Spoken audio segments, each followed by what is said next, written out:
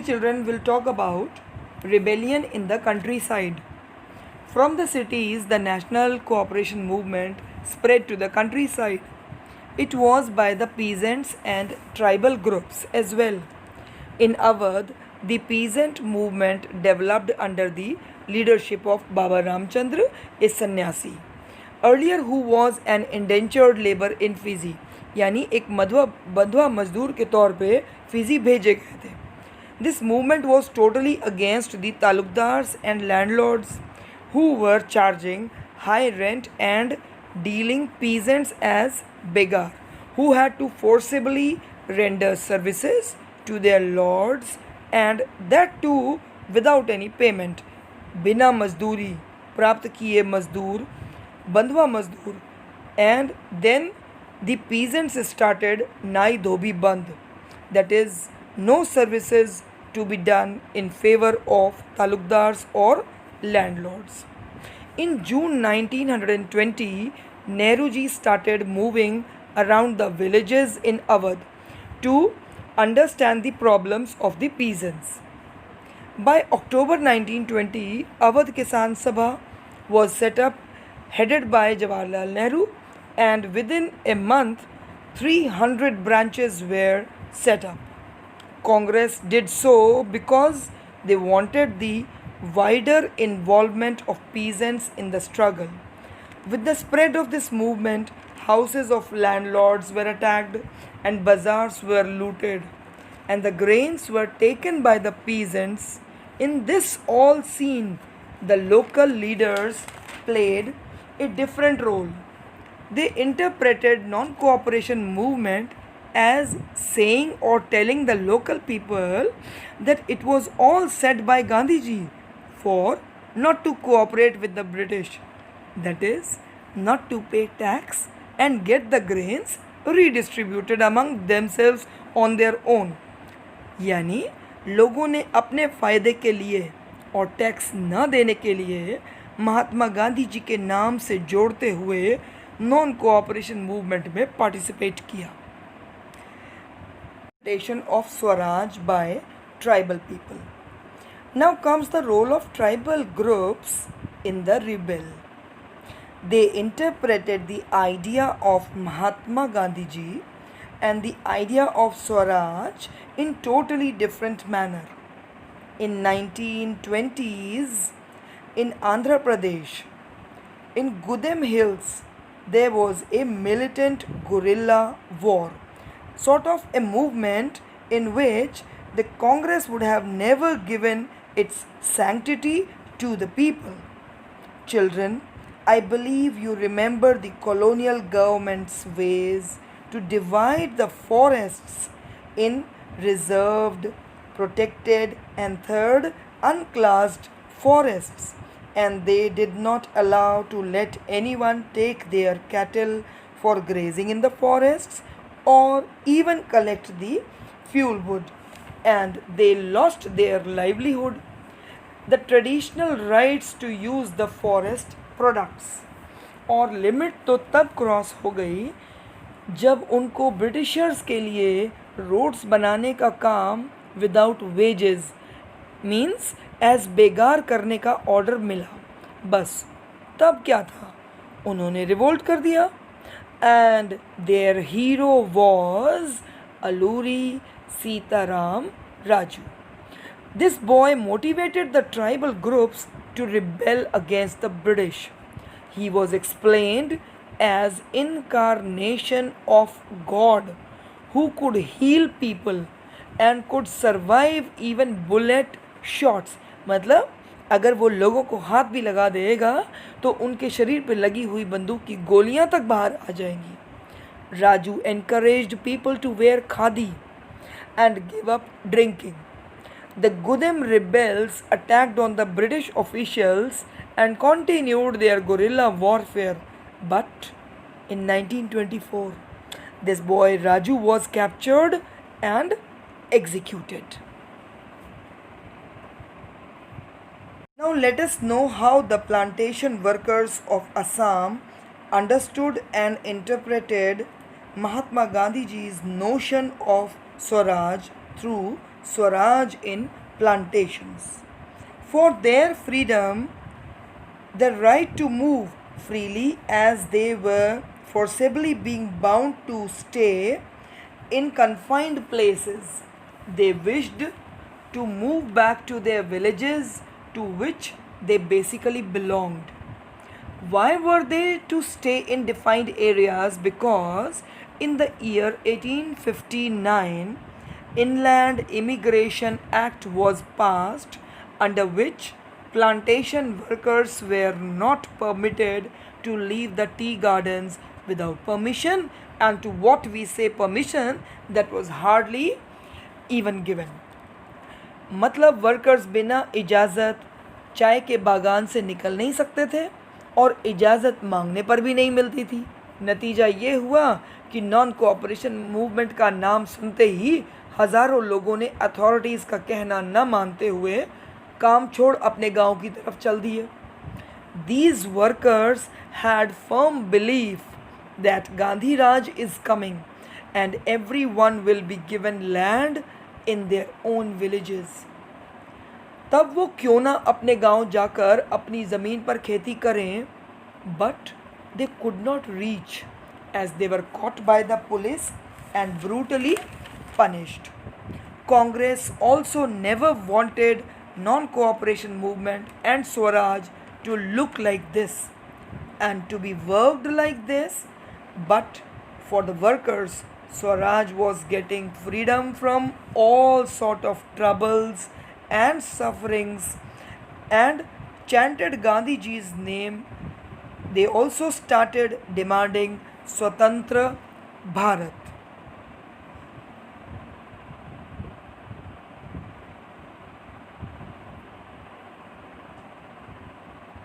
Okay children, now let us talk about civil disobedience movement. When Gandhiji in February 1922 decided to roll back non-cooperation movement, the Chauri Chaura incident occurred in Gorakhpur, UP. On 4th of February 1922, the police fired upon a peaceful demonstration and 3 civilians died. It made the procession violent and they then attacked the police station and killed 22 policemen. As the mob got violent, Gandhiji felt that Indians need to be trained for any mass struggle. Further, then this non-cooperation movement was to put to a halt. Now, within the Congress, few leaders wanted to participate in the elections of Provincial Council set up by the Government of India Act 1919, because अगर वो election में participate करेंगे तभी Britishers को oppose कर सकते थे, कोई चेंज या रिफॉर्म ला सकते थे. और तीसरा रीज़न था कि इलेक्शन में पार्टिसिपेट करके ही वो ब्रिटिशर्स को बता सकते थे, जता सकते थे कि वो ट्रूली डेमोक्रेटिक इलेक्शन नहीं है. So C R Das and Motilal Nehru ने स्वराज पार्टी बना ली, जबकि यंग लीडर्स ने इस बात पे प्रेस किया कि एक और मास स्ट्रगल या एजिटेशन हो और फुल इंडिपेंडेंस मिले. इस तरह डिबेट और डिस्कशन के दौरान जो चेंजेस आए in this situation of internal debate and discussion, 2 factors again shaped Indian politics towards the late 1920. First, the effect of worldwide economic depression was seen, and second was agricultural prices, which began to fall from 1926 and collapsed after 1930. See what happens when the demand for agricultural goods fell and the exports declined. At this time, the peasants found it difficult to sell their harvest and pay their revenue. जब वो कमाई नहीं कर पाएंगे तो वो revenue कैसे चुकाएंगे? Under these circumstances, Simon Commission was constituted under Sir John Simon. The main objective of it was to review the functioning of constitutional system in India and suggest changes. Indian leaders opposed the commission as there were no Indians in it. When the commission arrived in India in 1928, you know it met with what? It was greeted with the slogan Simon go back. All parties including the Congress and the Muslim League participated in the demonstrations. मतलब उसको पूरे देश में स्वागत नहीं मिला और Simon go back के नारे गूंज उठे. Demand for the Purna Swaraj. In October 1929, the Viceroy Lord Irwin announced an uncertain offer of dominion status for India and a round-table conference to discuss a future constitution. In December 1929, under the presidency of Jawaharlal Nehru, the Lahore Congress formalized the demand of Purna Swaraj or full independence for India. It was also declared that 26th January 1930 would be celebrated as the Independence Day, when people were to take a pledge to struggle for complete independence. मतलब अब उन्हें dominion status नहीं, अब उन्हें पूर्ण स्वराज चाहिए और अंग्रेज़ों को भारत छोड़ने के लिए, ये पूर्ण स्वराज के लिए उन्होंने तय किया कि 26 जनवरी 1930 वो पहला इंडिपेंडेंस डे सेलिब्रेट करेंगे. But the celebrations attracted very little attention. So Mahatma Gandhi ji had to find a way to relate this abstract idea of freedom to more concrete issues of everyday life. यानी लोगों के जो वो pledge थी कि उन्हें पूर्ण स्वराज के लिए स्ट्रगल करना है को एक सॉलिड मुद्दा देने की कोशिश गांधी जी ने की और वो किस रूप में सामने आई पढ़ेंगे सॉल्ट मार्च में. Now will talk about the salt march and the civil disobedience movement.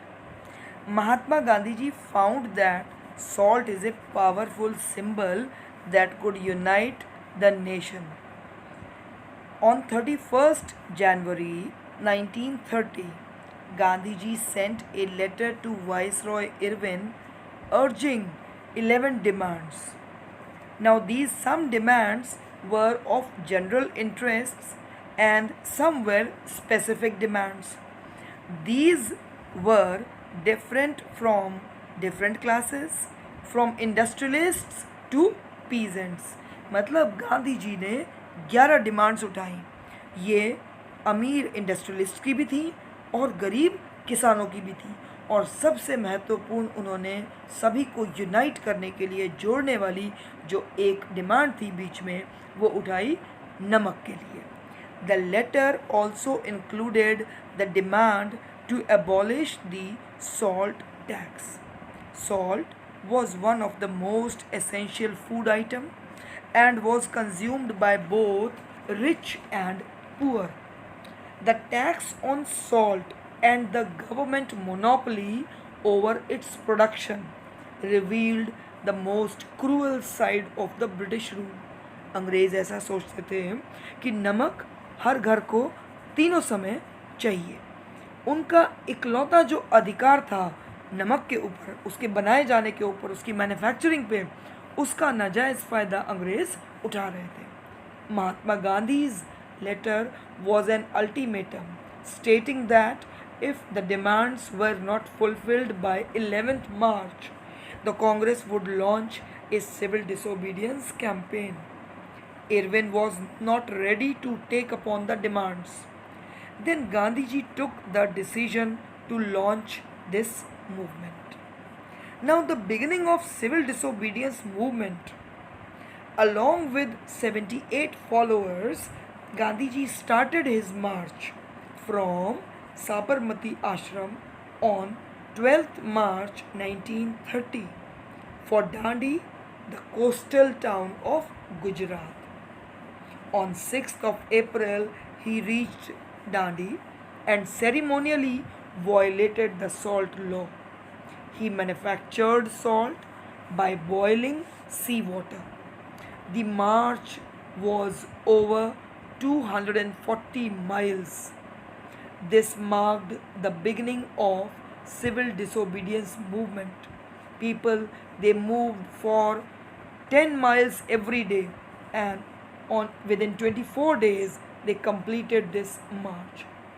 Or manufacturing of salt by Gandhiji and breaking of salt law of the British marked the beginning of the civil disobedience movement. How was this movement different from the non cooperation movement? People were now asked not only to refuse cooperation with the British as they had done in 1921 and 22, but also to break the colonial laws. As the movement spread, foreign cloths were boycotted, liquor shops were picketed, peasants they refused to pay the revenue, and the village officials they resigned. In number of places, forest people violated the forest laws. You remember what were the forest laws? That the people in unclassed, protected, and reserved forests they were limitized. Worried by the ongoing movement, the colonial government began arresting the Congress leaders one by one. The peaceful satyagrahis were attacked, women and children were beaten, and about 1 lakh people were arrested. When a prominent leader, Abdul Ghaffar Khan, was arrested on April 1930, angry crowd demonstrated in Peshawar and several violent incidents were reported. यानी अपने leader को पकड़े जाने के against लोगों ने violent revolt किया. In such a situation, Mahatma Gandhi once again decided to call off the movement and entered into a pact with Irwin on March 5, 1931. In December 1931, Gandhiji went to London for the Round Table Conference, but the discussion was of no use and he returned disappointed. Back in India, he discovered that government had begun a new method of control. Congress had been declared illegal. Abdul Ghaffar Khan and Nehru both were in jail. Mahatma Gandhiji relaunched the civil disobedience movement, but this movement continued for a year and then it lost its momentum by the year 1934. The next topic is how participants saw the movement. Let us discuss for all those different social groups that participated in the civil disobedience movement. Why did they join the movement? What were their different ideals or reasons to join the movement? How meaning of Swaraj was different for different social groups. बच्चों हमने आपको non cooperation movement discuss करते समय बताया था कि कहीं एक ग्रुप ने अवध किसान सभा बनाई, तो आंध्रा में गुदेम रिबेल हुआ, असम में इनलैंड इमिग्रेशन एक्ट का विरोध हुआ, यानी नाम नॉन कोऑपरेशन मूवमेंट और लीडर गांधी जी के होते हुए अपनी अपनी समस्याओं के मद्देनज़र लोगों ने मूवमेंट में पार्टिसिपेट किया था. Now who joined CDM and why? First comes the rich peasants communities. Patidars of Gujarat and Jats of UP were quite active because they produced commercial crops, that is बाजार में बेचे जाने वाली crops, and due to economic depression prices were already falling. They were in shortage of cash income, and how could one पे governments revenue then. लेकिन government के इससे कुछ फ़र्क नहीं पड़ा और गवर्नमेंट ने रेवेन्यू घटाने से रिफ्यूज़ कर दिया. नतीजा रिच पीजेंट्स ने गवर्नमेंट को मना किया और CDM मूवमेंट में सपोर्ट किया. This is for them that the fight for Swaraj was a struggle against high revenue, लेकिन 1931 में जब civil disobedience movement call off हुआ तब तक रेवेन्यू रेट रिवाइज नहीं हुए थे। इसलिए जब मूवमेंट रीस्टार्ट हुआ then the rich peasants refuse to join back in the movement. Poorer peasantry. Now comes the second group, that is the poorer peasantry. They were those small tenants who had taken land on rent from the landlords. When economic depression was there, these small tenants faced difficulty in paying rent to their landlords.